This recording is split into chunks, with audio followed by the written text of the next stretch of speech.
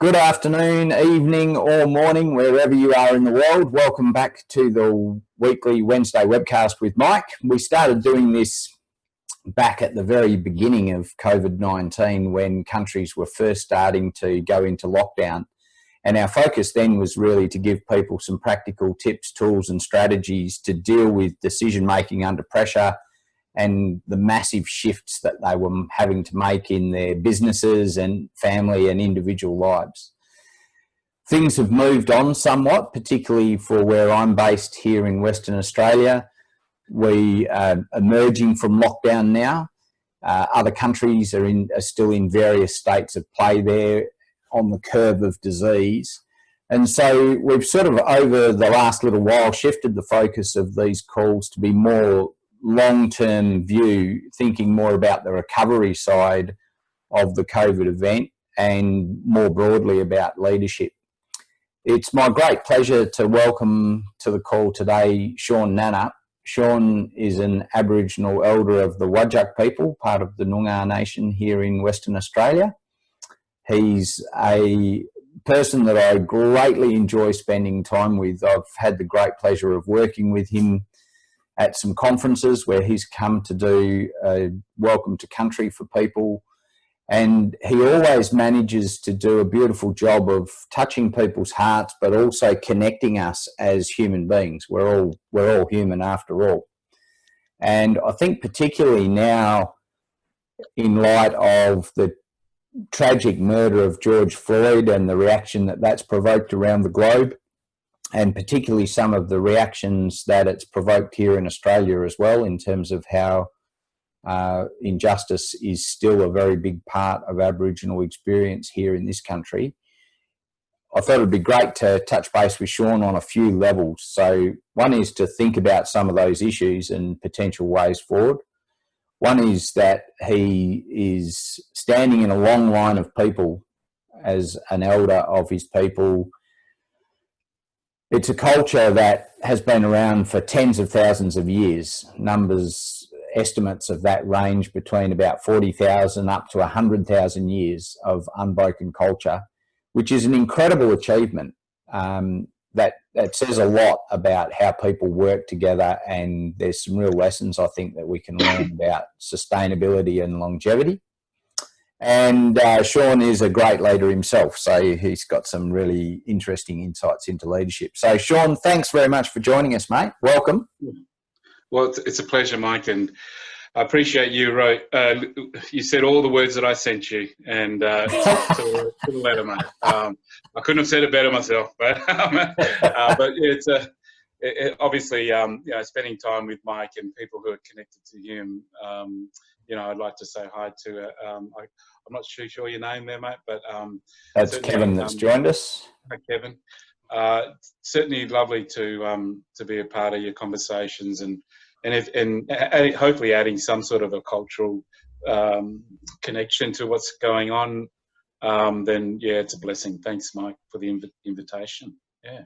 Yeah, pleasure, mate. So connection to country, we were just talking before the call officially started about nature and how important it is in terms of restoring us to a place of wellness and mental health, and obviously connection to country is a huge part of Aboriginal culture.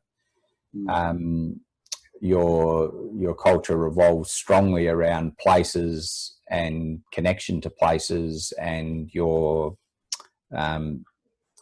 mandate to look after those places, to care for them for people past, current and present and future. Can you give us a bit of insight into that relationship with country? Because it's quite unique compared to the average sort of commercial understanding of property and how most people would regard it.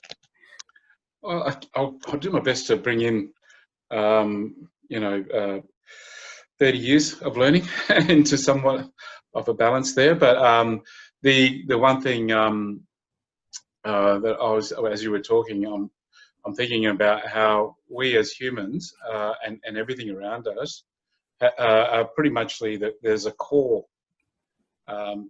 center of us that we can't deny, and that is we need food, we need water, we need oxygen, we need to connect, and we're challenged on all these levels at the moment. And these needs are challenged.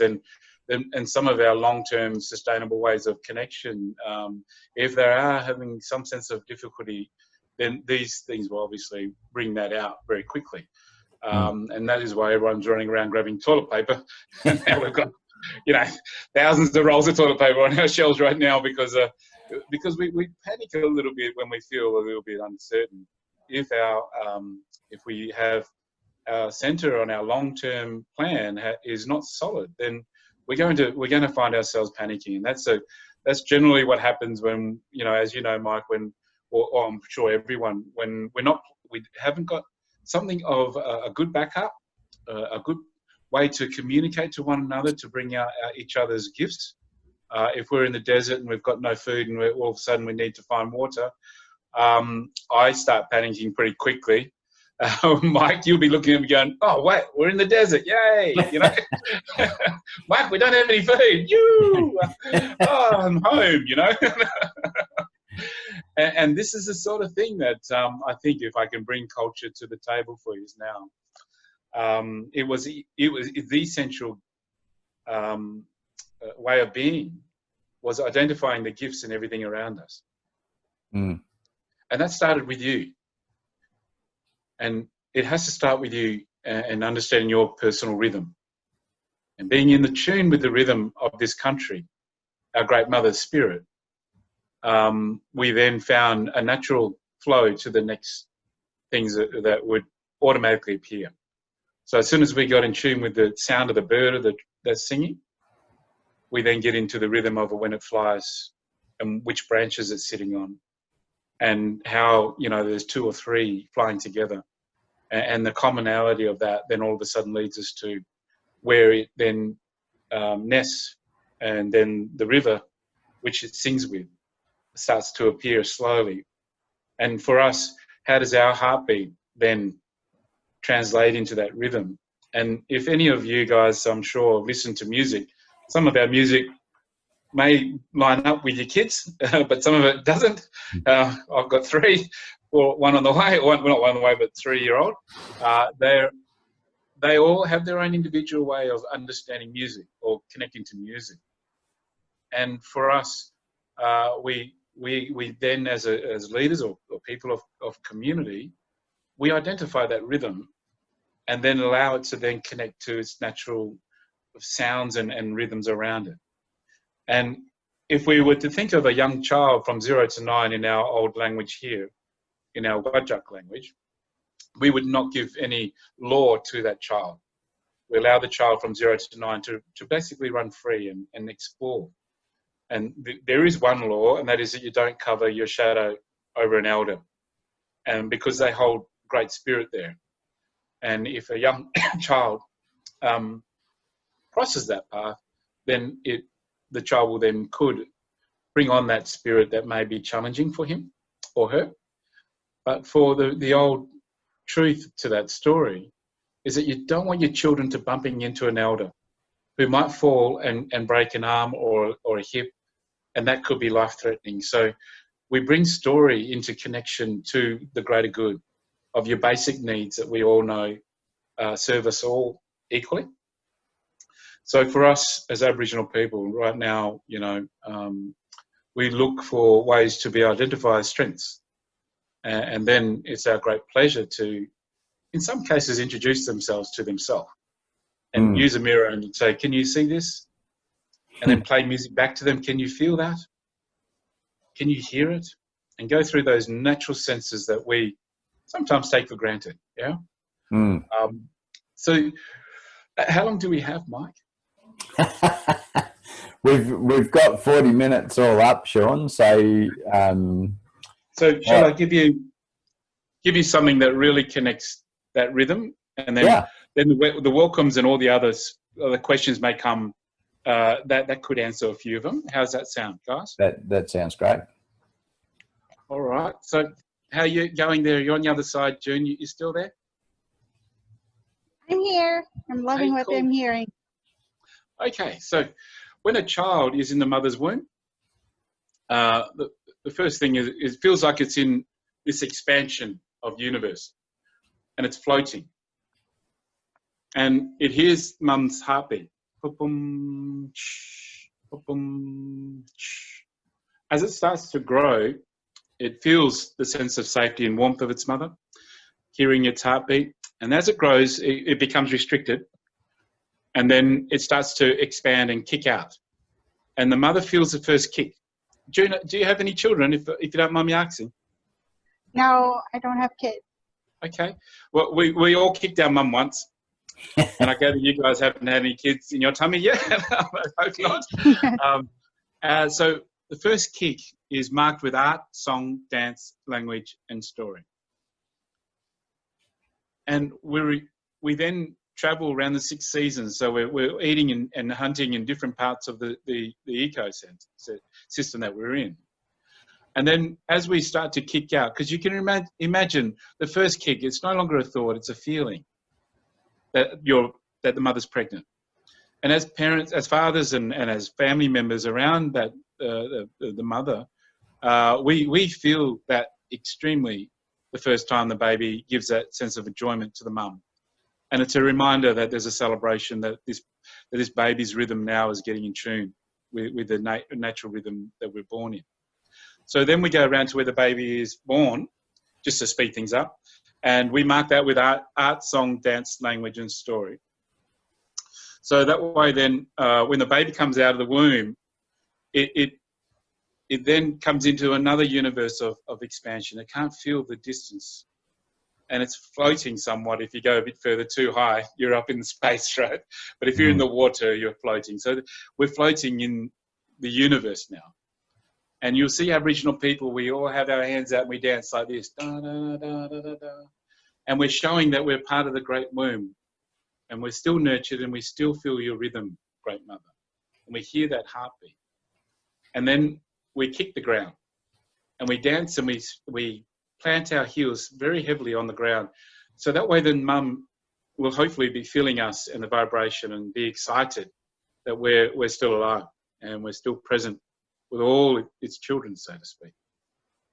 From there, we go, we cut the umbilical cord and we put you onto your mother's chest, and you feel tight, bit tension, because we want to make you feel something familiar, a kangaroo bucca or a possum skin or something like that we'll wrap you up into.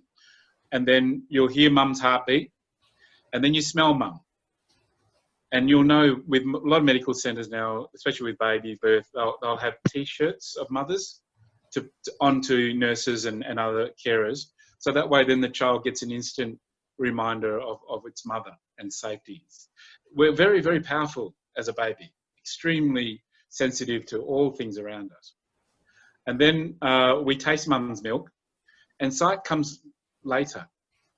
So for us, it's important for us to go through those processes of connecting to our land and our mother and everything around us. You know, it's not, you don't just get married to your partner because they're visual or his. It's a feeling and it's a connection that you just follow. And you say, well, I had a template, but the person in front of me may not fit that template, but I like it and I'm here. And it's the same for our jobs. You know, when we're in a job situation, exactly the same metaphor. I didn't really think that I was ever going to be doing this, but it was a feeling that you needed to do or you're a part of. So sure enough, the baby then is taken from the mother. Oh, and the placenta is buried next to a very scented tree. That tree is for that young child.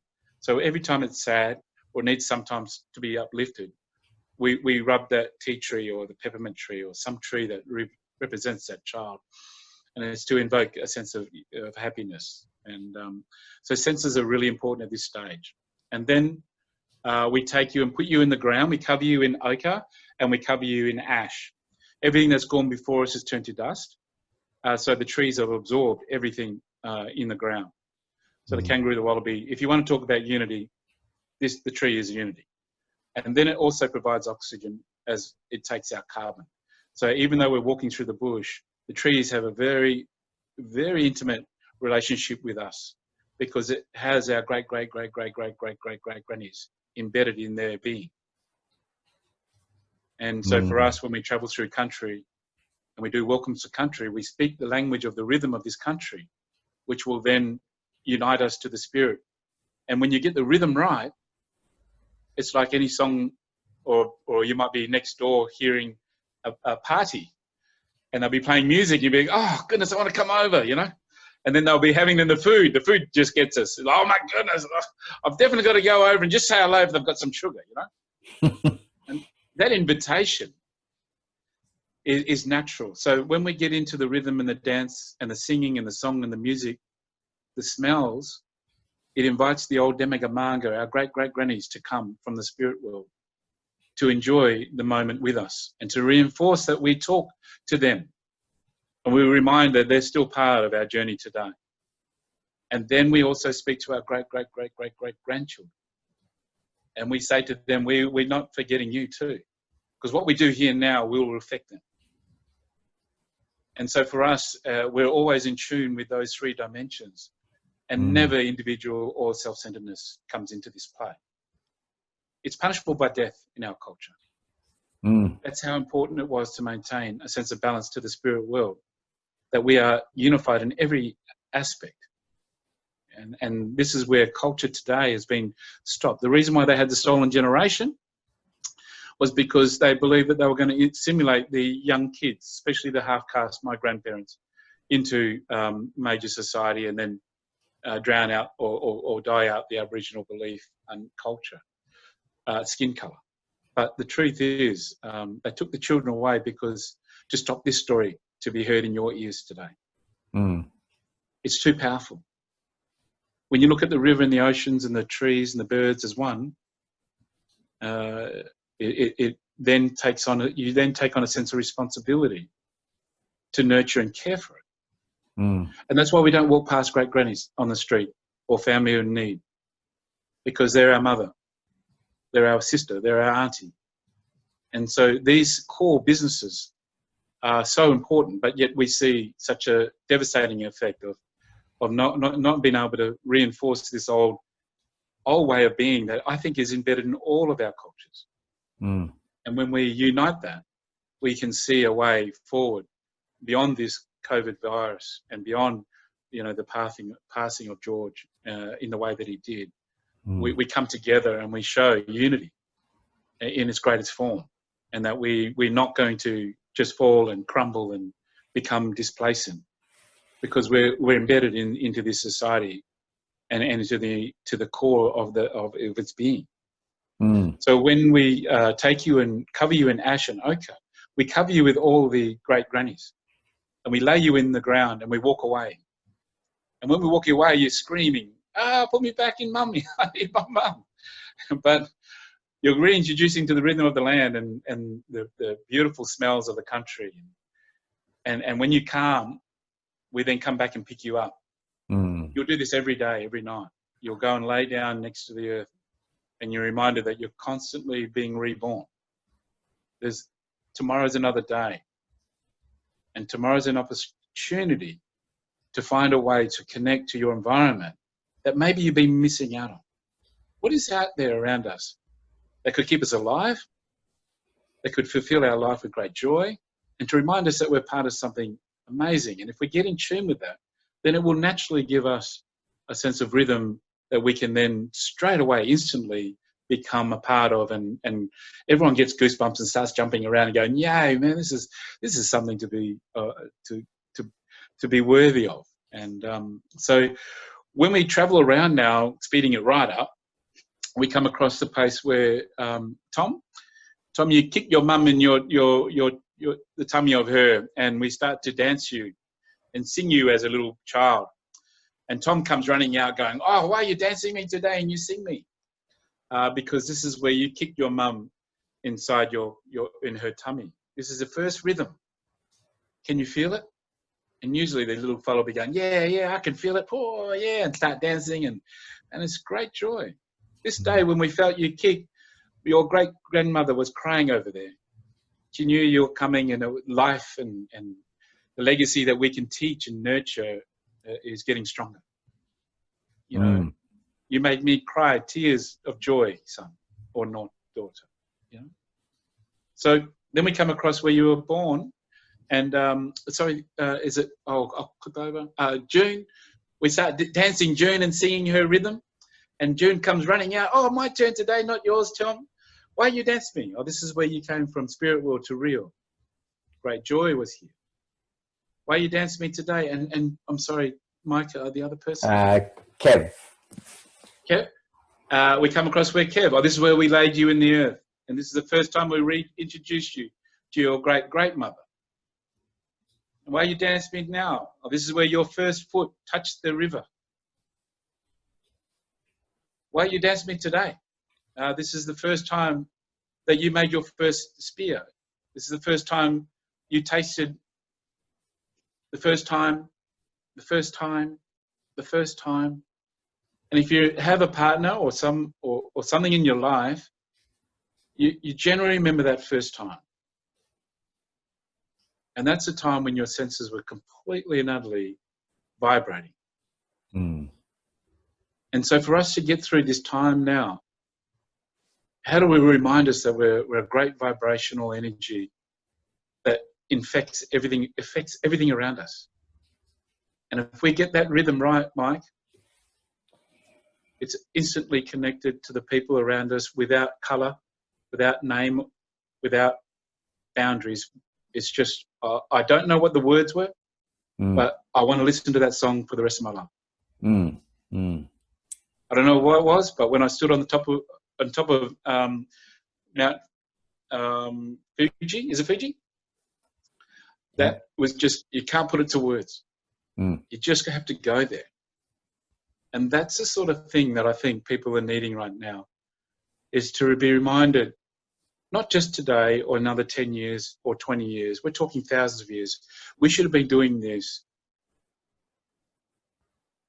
and keeping it going for everyone so they can naturally turn around and go, okay, well, we have this wonderful foundation that we know will get us through anything, as long as we maintain connection. So when we do a welcome to country, I'm doing my best to remind everybody they're a part of something amazing. If I get the rhythm right, they don't need to know the words. They just need to know that it's something that they feel connected with. And game over. So how does that sound, guys? I hope I pulled it all in and gave something of a balance. And if there's any questions or something that you want to have a chat that jumped out, then maybe I can elaborate a little bit more on.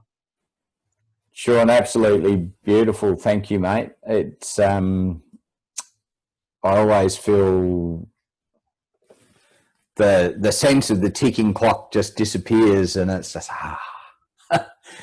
And a question that occurred to me is that that's something that's very, very much a part of our modern world, with work and busyness and lists of things to do and people to see and calls to make and deadlines to meet. Strikes me in what you're saying, it takes a little bit of something to stop enough to hear that rhythm you're talking about and to connect in that way. How do you kind of do that? Because I know you're just like me, you're running around, all these things going on, lots of people chasing your time, the same as it is for all of us. How do you kind of create that space in the middle of a busy world? Yeah, it's you're being present in mindfulness, practicing those things. That's why I do spend a bit of time with the Buddhist monks. There's a teaching in everything. So we don't exclude, and I even the Bible and our history pages for the last 200 years, there's a teaching there. So I do my best to connect to the T-shirt, that we sometimes feel numb to. So we stop. I usually stop and take a breath and just allow myself, what am I missing? What's in front of me that's a gift? And it might take only a few moments, but when I'm around people like the monasteries and parts of Asia and so forth, or anyone who does these sorts of things, if I stop and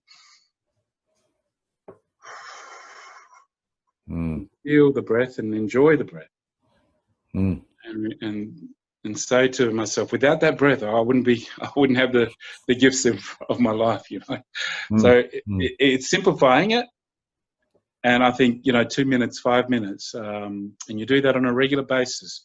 So for me, I do a long-term training on being connected. So that way then, when my nephew comes to me like he did yesterday, oh, all these things are happening, I say, nephew, and if he's struggling to take a breath, which he was, he's like, and I say, we've got a little bit of work to do. And when you get the breath down, then we can implement wisdom or a sense of connection. And I think breathing is one of my things. And obviously, to take it to the next level is to go to the ocean, stand underneath the stars with my feet in the water is the key for me. Having a bath and basically getting my head under the water so I can hear my heartbeat and feeling the warmth again as I was in my mum's womb. So these are the things I do to recharge and have a sense of place. For the work that I do, we look for where our place is within this environment, then our nature, where does that fit within the system? And then our purpose comes very, very quickly. So finding a place to be nurtured, which then gives us a place where our nature can be present. And then the purpose in life it instantly lines up. And I gather for you, Mike, and for a lot of people like yourself, Tom and Kevin and June, when you're working in a world where your nature sometimes isn't the one thing that needs to be heard. We just want you to do your job, mate. This is your place. You stamp with the stamp. You push the little button and you flick to the side and you just do that all day and we'll be happy with you, mate, But that's not really, my sense of nature or my purpose isn't being fed here, you know what I mean? And so when you look into these third world countries, they're doing, in Thailand, for instance, there's an old man down at the end of the street where I normally am. And he's the guy who makes all the spices. So he's got a big mortar and pestle and a big piece of wood that he pounds all the stuff with, right? And they all just come along with a bag of spices and they just chuck it in and he just pounds it up and then they come back and pick it up after he finishes a couple of songs. When he sings a song, he sings away, dun, dun, dun, dun, dun, dun, dun, and he just keeps singing and pounding and he gets into a rhythm. And as soon as he finishes that song or two, the family just walk straight back over and pick it up. And they know that at the end of that rhythm of that song, then it's time to come back. He doesn't yell out to them, hey, you ready? It's here. He just finished singing because he sings so loud. He's just part of such a beautiful thing. And that energy is just infectious. I sit there all day. I don't do much. I just sit and listen to him sing. And then he tells me stories, And those stories are just endless. And what a gift to sit with a man on the end of a street who has nothing that we could say that, Western life could see value in. Like he just, in other words, materialistic and so forth. He's just a man with an old pair of shorts. I think they're the same ones pretty much every time I see him. And so, getting me to recharge is being around people also who naturally give me a sense of safety, that my heart is in good hands, and in other words, my spirit and my mind is challenged, but at the same time fed. So it's nice when our body, mind, and spirit are all lining up. So you often wonder why, Michael, we chat for so long. I'm recharging, man. Me too. And so we can do that in any given moment, as long as we're in a position to be able to identify the gifts that are inside us, which then gives us a natural connection to ourselves.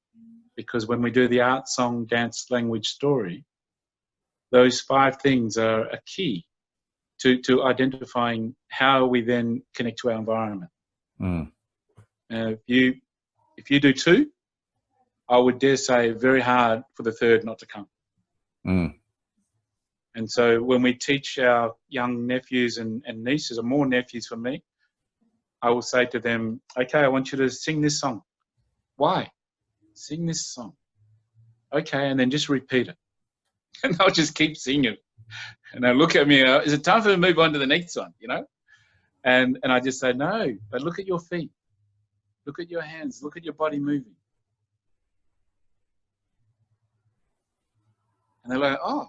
And I say to them, sometimes we don't realize, but we're naturally getting into tune with the greater old teachings with just one song. And they underestimate these gifts. And they think that, oh, we've got to do everything individually. We've got to sing it, then we've got to dance it, then we've got to paint it, then we've got to do all this. Well, speak to the great painters in the world when you've sat with them, and they'll tell you, if I don't paint your heart or your soul or your mind, I mean, those are the places that are most important. You know what I mean? It's natural. So, sorry, a big-winded answer, and obviously we have time as our enemy. Anyone else got a question or something? Or? Observation. Hi, Shaun, Kevin here. As a ex-music teacher and administrator in a music environment, lovely to hear you saying those things. But I'm interested, also in the approach to you know, the teenage boys, and there's a lot of stuff happening in schools, of course, with the teenage boys. And I'm interested in the approach that you take initially, which is you know, it's not a come at you, blame, what's happening, give me the details, all those things. It's hang on, let's get centered, let's feel what you feel, take care of yourself, and then obviously after that there's a small conversation, and they probably just turn around and say, you know what, I did the wrong thing, I stuffed it up. Either I'll fix it by having a conversation, or something will happen after that. And that's a fantastic thing to keep in mind, I think. Yeah, what was my initial main focus in work in my life was to work with young fellas coming in out of prisons and stuff, and on the streets of our communities, pretty tough areas. So leadership and a sense of balance was not so excessively available. So when I came into the room, my greatest gift was to show there was balance. And there wasn't a sense of panic when you got drug dealers and family feuding and all those things. Obviously, it is scary. But to stand and say, you know, if there's one person that you can turn to, I hope that they can naturally look at me and go, well, why isn't he getting upset? Why isn't he yelling and screaming at me? Why isn't he doing this? You know, maybe I'll come in with a different angle. And you'll see some of these young kids screaming out for a sense of balance. That's all. Someone to give them a why was I born in this situation, and how can you see any form of balance in this lifestyle, and why isn't this guy right in front of me looking at me going, well, mate, good luck, you know, because I'm saying excellent, good to see you, and they'll be like, well, I'm angry and I'm going to do this, and if you don't tell me who you think you are, you're not my father. I say, fantastic, you're angry. Good to be angry. Yes, I'm angry. What do you want to do with that anger? Do you want to go outside and scream and yell because we don't want you to hurt yourself or anything in here? And they'd be looking at me going, yeah, I'll go outside and I'll scream and yell. Excellent. Good. Go outside and have a good scream. You want to kick something? We'll kick a punching bag. We usually got one when we're in a youth centre or somewhere like that. Press it. It's okay to be angry. It's good to be angry. Why wouldn't you be angry? And then they look at you and go, yeah, I'm angry, but why? What do you, when you say it's okay to be angry? I'm angry that, one, I didn't sleep last night because of family feuding or anger. My dad's asked me to jump into a car and go around and bash people. I had to sell drugs. I had to break an entry. I've got to do all these things. What do you know about me? Why do you think I should be angry? And I say, well, you know what? life's tough. And I get angry too. But there's one thing that I'm going to show you, mate, is that the best way to release this anger is not by punching into a wall, taking drugs, laying all the hate onto the people around you. The greatest way is to leave it with you and say, you know what, this is not serving me, so why would I give it to anybody else? Yeah, exactly. Mm. And when they hear these sorts of voices and they see uncles, I walk into prisons, I walk into communities of gangs, they remember me, they know me. I say to them, look, you can do what you got to do, mate, but don't stop me from helping. Just because you're going to pick a path of being a thug or a bully or a drug dealer, then that I can't help you change unless you wish to do it yourself. But this young man that you're utilising to do your bad deals, he is struggling to understand why you would even ask that question of him. And just because you're his father, maybe, you know, I can look you in the eye and say, mate, give me a chance. If you're finding it hard to do that, then give me a chance and let me show this boy that there is a better way. And don't take away your fatherhood. You're his father. That we can never replace. But let me give some hope to this boy. And I've got some really tough young fellas who have made it through the prison system and extremely powerful, standing before others and saying there is a better way. Mm. And for me to you guys, I sound a little bit more joyful. I've had a few good people come into my life and say, you know what, I believe in you, Shaun, lately. But I've gone to a lot of big companies. I've been going to a lot of corporate groups. I know all the ministers have known me for years. I know all the judges. I remember talking to Judge Reynolds, and who's a senior juvenile judge in Perth, and then also Judge Wayne Martin. They both retired last year. And they kept contact with me and talking to me about things. And I said to them, since they retired, they wanted to help. And I said, well, why do you want to help? I mean, you guys got so much to do, you know? You're wanted people. Like, and you want to help a little black fellow like me in the middle of Balgownie and Kandoola, man. What's going on? And I said, Shaun, 20 years ago, 30 years ago, I remember you walking into our court with these young kids. And I asked you the question. Yeah, I remember. I asked you, Shaun, do you think this young kid is okay to come out of detention? And I remember you saying no most of the time. And that young kid getting so angry with you. But you were up front with us, in front of them all, whether they liked it or not. You called the shot, and you're consistent, mate. In 25 years that I've worked in this system, the only one that I remember from the start to now is you. And so I'm in. You just tell me what you need. And I think that's what we're asking, consistency. If I said to Mr. Judge Reynolds, he doesn't like me calling him Judge Reynolds anymore, but he goes, call me Dennis, for God's sakes, you know, stop calling me that. And I said, well, I'm a creature of habit, right? As we all are. And I said, imagine the last 30 years, 20 years of doing this, mate. Or try 100,000 years of consistent nurturing and loving the environment and the rivers and the birds. And it being stamped out as the most terriblest thing to be invading the hearts and the minds of the people of this country and beyond. Imagine right now the battle that we have to say to people, get beyond the last 200 years of Aboriginal culture. This is not Aboriginal culture, drinking and fighting on the streets and carrying pain and sadness and separation. That's not culture. That's the culture of the existing time that we're in. Aboriginal culture is beyond this, mate. Way beyond. So how do we instill great wisdom without putting too many great noses of the great politicians and the great history pages that people love to put their mark on and say, well, there's something even more fantastic to add to this. How do we do that? And this is where I have been struggling, Michael and Tom and Kevin and June, with this COVID problem, and we have this death of a man in front of everyone. And It went straight to the core of the heart of the people. And those who were connected saw a man die. Forget that he's a blackfellow. And you could hear him calling out to his mother. I couldn't listen to a whole lot to stop it. Mm. It's devastating. And I'm balanced, I believe. I've got this sense of, well, you know what? If you throw most things at me, I'll be like, okay, well, great. I walk into a prison, I'm happy. Yeah, wicked. I walk into a gang and I go, you mob, I've got to give. But when I saw that movie, I couldn't watch the end of it.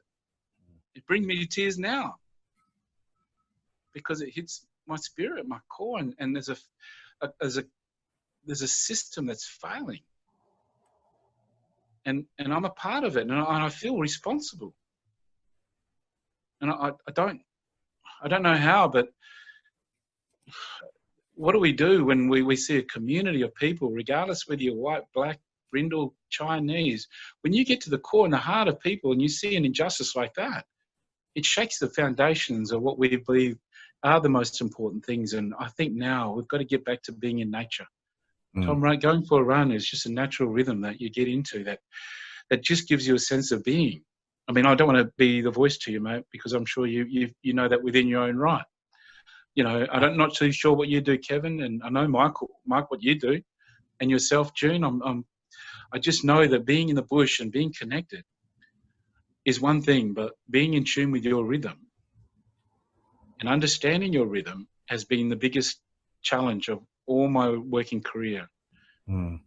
Get people to love themselves, and naturally, whatever's around us will be so present. And people will just think, wow, where have you been?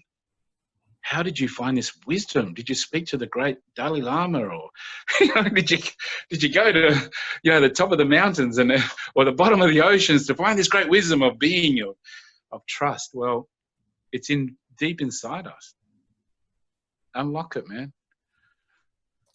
Shaun, that's absolutely beautiful, mate. And I think you pose a big question there for us, which is how do we address this stuff? And for me, it's part of that answer is to keep having conversations like this, where there's diversity of people, backgrounds and experience, and all talking to each other. I, as always, feel blessed to have spent some time with you and listening to your wisdom and your heart, your words, but more than that, your intent are always powerful. Thank you, brother. Well, it ditto both ways there, Mike, and thank you, Tom and Kevin and June. I'm very sincerely so grateful to be part of Mike's day, and obviously you guys have got a bit of a history with him, and it's a blessing to be a part of your movement as well, whatever that may be in your life. And obviously I do talks every so often. And if there's any way that you feel that we could continue a conversation or be a part of some of the pod talks that I'm doing, it'd be just so lovely to see you again. Yeah. So if people wanted to find out more about you and your work, Shaun, where would they track you down? Wisdom in Your Life is my company, our company, which once again, Wisdom in Your Life, finding wisdom within yourself through your own journey of expression through art, song, dance, language, and story. And there's quite a lot on our website, but it's very simple. So it can be confusing, but we believe a little bit less is sometimes is more. The other one is I'm going to be at the Buddhist Society tomorrow night with Ajahn Brahm, and we're going to do a talk, obviously, a little bit about what we're talking about now, with all the energy of the marches and some sense of frustration people may be feeling. We've said, let's come together and show leadership through love and gracefulness, and let our old cultures be present with them at the moment to get them some sense of stability, and that'll be live streamed. So if you go to the Buddhist Society in Nullamara, or if I send a link to Mike, then he could maybe post it out to everybody. That'll be tomorrow night at 6:30. We arrive. I think it's a 7 o'clock start.